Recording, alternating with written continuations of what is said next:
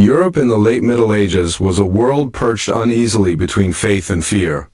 The familiar rhythms of life, plowing fields, ringing church bells, kneeling at altars, were shadowed by a deeper anxiety. Famine gnawed at villages, storms ruined harvests, and the plague struck like a thief in the night. Every misfortune demanded an explanation, and when God's will seemed inscrutable, the devil became a more convenient culprit. The Church, for centuries, had been skeptical. Augustine himself dismissed the idea of witches flying through the night as delusion. But something shifted in the 13th century as heresies like the Cathars and Waldensians spread. In 1231, Pope Gregory IX created the Inquisition originally to root out heretics, but it soon expanded into a broader crusade against invisible enemies. The concept of the witch, once a figure of folklore, slowly hardened into a theological threat. By the late 1400s, this threat had a handbook. The Malleus Maleficarum, penned by Heinrich Kramer and published in 1487, became the most infamous text in Europe. Its very title, The Hammer of Witches, promised nothing less than annihilation. Kramer argued that witches were not only real but everywhere, infiltrating villages, poisoning wells, seducing men, and, most damningly, conspiring with Satan himself. His reasoning was laced with venom. Women, he claimed, were more carnal, more envious, more credulous, and therefore more likely to fall into witchcraft. Misogyny was dressed in scholastic robes and handed to inquisitors as holy law. Picture a village square in the Alps, the smell of wood smoke mingling with damp earth. A woman mutters when her neighbor's pig tramples her garden. Days later, the pig sickens. The villagers recall her words, whisper "witch," and the whispers grow into testimony. The local priest, armed with Kramer's text, finds proof of a pact with Satan where none exists. Thus began the spark of something larger than any village quarrel. The combination of famine, faith, and fear would ignite a continental wildfire. By the dawn of the 16th century, Europe stood at the edge of a hunt not for heretics or pagans, but for its own people. If the 15th century had planted the seed, the 16th poured oil upon it. Europe fractured in the Reformation's storm. Martin Luther nailed his theses in 1517, denouncing indulgences and papal authority. Across the continent, Catholics and Protestants branded each other not merely wrong but diabolical. Both sides saw witches as Satan's shock troops, a convenient and invisible enemy. In Germany, the Holy Roman Empire became the epicenter of witch hunts. Its fragmented patchwork of states allowed local rulers to compete in zeal. Between 1560 and 1630, entire regions Trier, Würzburg, Bamberg became charnel houses of suspicion. Consider Trier in the 1580s. Under Archbishop Johann von Schnannenberg, hundreds were executed. Entire villages were left without women.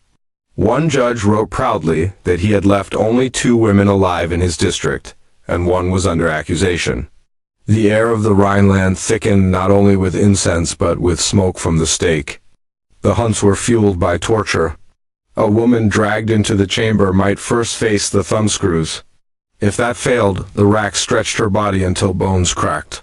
From her came a confession. She had flown to a Sabbath, kissed the devil, poisoned children.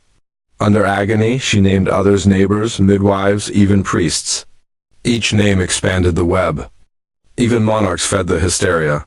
James VI of Scotland, later James I of England, personally interrogated accused witches after storms nearly sank his bridal ship in 1589. Convinced that witches had conspired with the devil to drown him, James ordered trials at North Berwick where dozens were tortured and executed. His Daemonology, 1597, gave royal authority to witch hunting. By the early 1600s, the hunts reached a fever pitch. In Würzburg, the Prince-Bishop's court executed more than 900 people, including children as young as 9. In Bamberg, Johannes Junius, the city's mayor, was accused. Before his execution, he smuggled a letter to his daughter, declaring his innocence and describing the tortures that forced his confession. His words survive a voice crying across centuries, "It is all falsehood and invention. I must die innocently." The hunts had grown too vast, too indiscriminate. As wars of religion raged, the 30 Years' War breaking out in 1618, The line between battlefield and bonfire blurred. The 30 Years' War was Europe's apocalypse. Armies marauded, villages starved, plague returned. In such chaos, witch trials offered an explanation. Yet, paradoxically, the extremity of the hunts began to unravel them. In Bamberg, the execution of respected elites like Mayor Junius shocked contemporaries. If men of standing could be witches, who was safe? Torture produced ever more absurd confessions, witches riding wolves, feasting on infant flesh, or sinking fleets with storms. Rational minds began to doubt. One such voice was Johann Weyer, a Dutch physician who argued in his De Prestigiis Daemonum, 1563, that supposed witches were not servants of Satan but mentally ill or deluded. His work earned him condemnation but planted seeds of skepticism. More damning was Friedrich Spee, a Jesuit confessor in Würzburg. Having accompanied countless victims to the stake, he became convinced of their innocence. In 1631, he anonymously published Cautio Criminalis, declaring torture an engine of lies. What judge, he asked, would not also confess to being a witch if racked long enough? His book circulated widely, whispered from scholar to scholar, and its arguments could not be unseen. Meanwhile, rulers wearied of the chaos. Trials consumed resources and threatened social order. Some states began quietly halting them. Others, still gripped by zeal, pressed forward. But the tide had turned. Intellectual doubt, political pragmatism, and sheer exhaustion of war eroded the hunt's foundation. By mid-century, the bonfires burned less brightly. Europe's obsession had reached its breaking point. Though skepticism grew, the late 17th century still saw fire claim its last victims. In France, the affair of the poisons, 1677–82, exposed a shadowy underworld of fortune-tellers and alleged witches tied to Louis XIV's court. Nobles whispered of black masses, love potions, and infant sacrifices.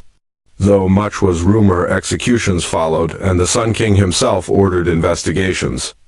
In England, the notorious Matthew Hopkins styled himself Witchfinder General. During the civil wars between 1644 and 1647, he claimed to uncover hundreds of witches.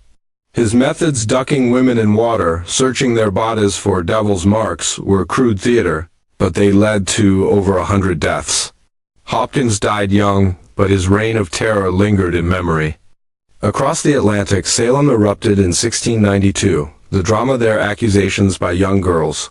Spectral evidence, mass hysteria was Europe's script replayed on New England's stage.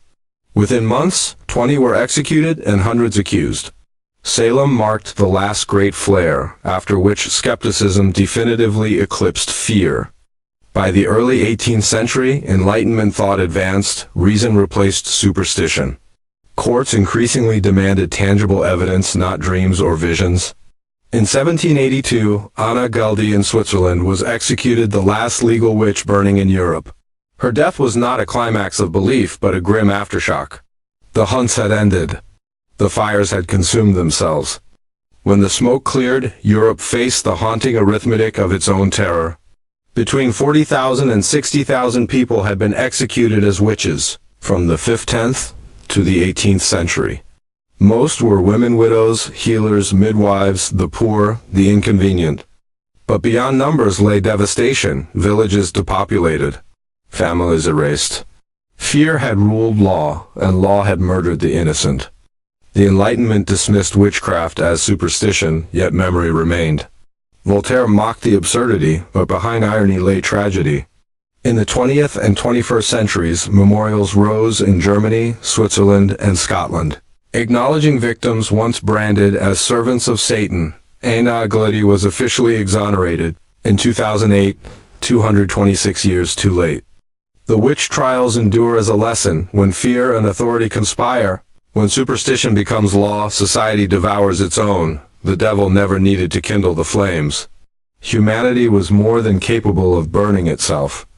And thus, the story closes where it began, in a Europe trembling with fear, proving its holiness by fire, and leaving behind only ashes to remind us of the danger of mistaking fear for faith.